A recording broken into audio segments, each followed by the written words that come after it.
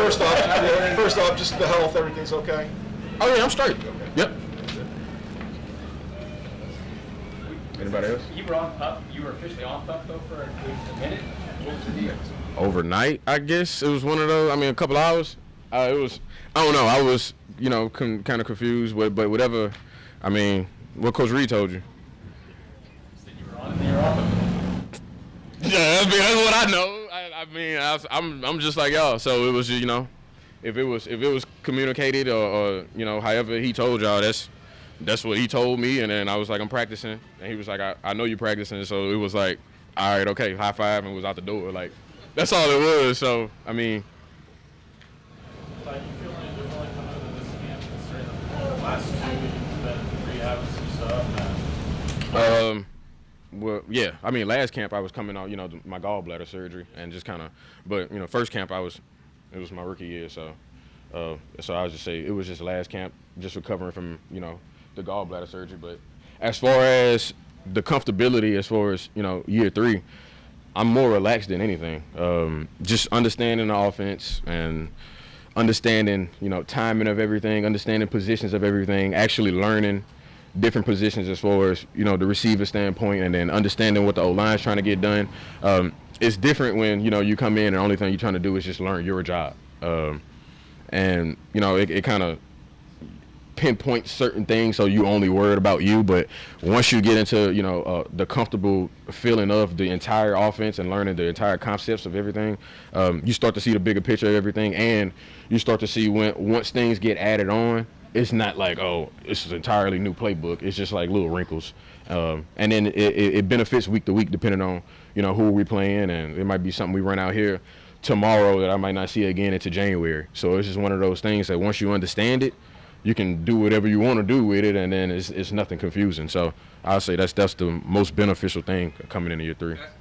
Adding to that, Clyde, when you have a whole new offensive line like last year, and now you have most of those guys back this year, is there anything that you're sort of looking for that you want to see that you can tell was part of that continuity when you guys do put the pads on? Man, the biggest thing is communication. I mean, you can say pinpoint and look at certain things that everybody's doing, but as long as you can communicate and figure out what the next guy is doing, I mean, it's 11 pieces working together on one play at that time. So you figure it out, get the calls, they communicate whatever they need to communicate to me, and we execute it.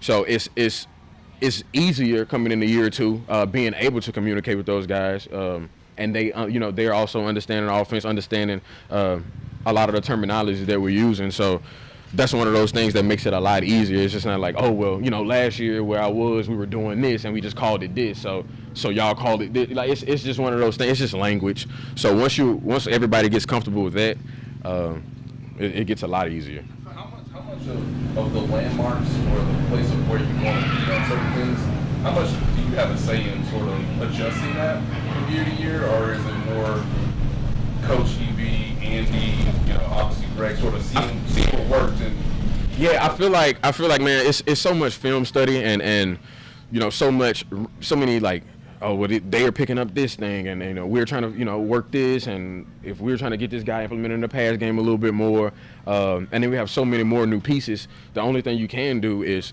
stick people in play in certain spots, and then see all right, well, that's a good combination. It's like we got so many weapons. It's to the point to where we could put.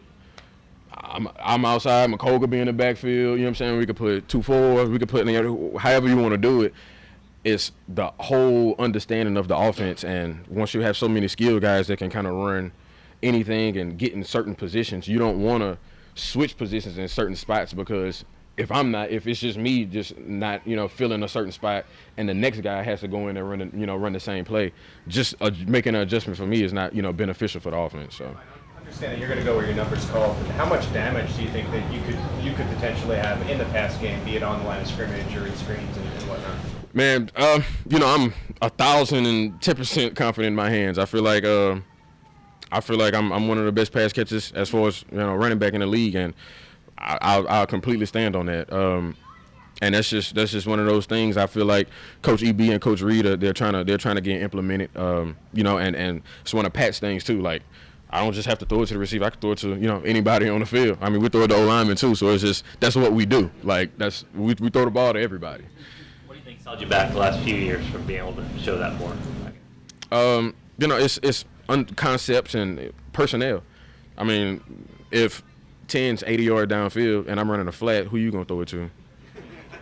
You know what I'm saying? It's like I'm gonna throw the touchdown. Like it's those things that wins games, but that flat might have pulled that wheel back out just so he can get up the field. So it's those things. Everything benefits, but it's like once you start adding in certain wrinkles and can implement, me in the pass game as far as being outside and not just running, flats and just from a stationary spot.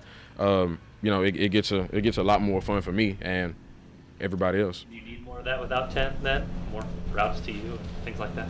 I mean, I'm not one of those guys that's like, throw me the ball. Whoever can get the ball thrown. I mean, it's Pat, bro. He might be looking this way and throw it behind his back. Like, you don't know where the ball's going, so it's like, you can't complain about targets and everything else. I'm here. It's 11 guys on the field, and if the ball's flying my way, my job is to catch it and go make a play. Is that a good experience that you had from LSU, from your LSU days, knowing how talented you all were in that offense? Does that sort of get you in the right frame of mind for this type of experience? Oh yeah, most definitely, man. I'm not a selfish guy, far from it. And I don't want to say like I could care less whoever's getting the ball, but it's like, man, if we getting the ball and we getting down the field and we winning games, like, why complain about it? You know what I'm saying? And it's like, some people would be like, I would want the ball, this is this. But if that's what's working at that time, the next 2 weeks just might be my weeks. So it's like, you can't sit there and dwell on something that's not benefiting, you personally or your ego. It's like, you know what I'm saying? It's more important to me. Like, I put on a helmet that says Chiefs. Not, Edwards-Helaire is not posted on everything that I have. So it's always about the brand, but it's also about, those guys and the organization who we're playing for. Clyde, you mentioned in the past about how much you leaned on Dirty. Now that he's not here, Rojo's the elder statesman in the room. How much are you leaning on him, and what has he brought to that running back?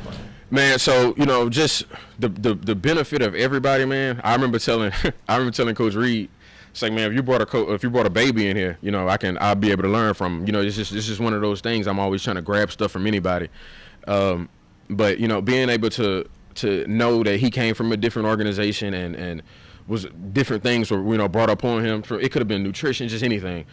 I try to pull that, but the guy that I'm pulling from the most is Jet. I mean, the guy got drafted in 13. I think I was like in 8th grade or something like that, and he's still playing. You know what I'm saying? So it's like, I look at that. That's one of them things that I don't bat an eye to it, and I'm completely transparent. Like, Jet, help. You know what I'm saying? Point blank, period. That's me. Help me. Let's do this nutrition junk. Let's do this. You know what I'm saying? Normative, whatever I need to do in order to have my body right. That's how that's always how I've been, and he's been that guy that's been pinpoint me and kind of lead me in the right direction. And when I didn't know if Jet was coming back, and then when I found out Dirty was leaving, TK, Travis was actually my closest neighbor, so it was like, man, pull up at Travis' house, get some work, you know what I'm saying, and ask him. I mean, who wouldn't want to learn from the best tight end in the league and how long he's been playing, and the hit, just it's so much that comes in this league. The only thing you can do is learn. So that was one of my things. Just try to pull from those guys as much as I can. Thank you. Sure. Thanks.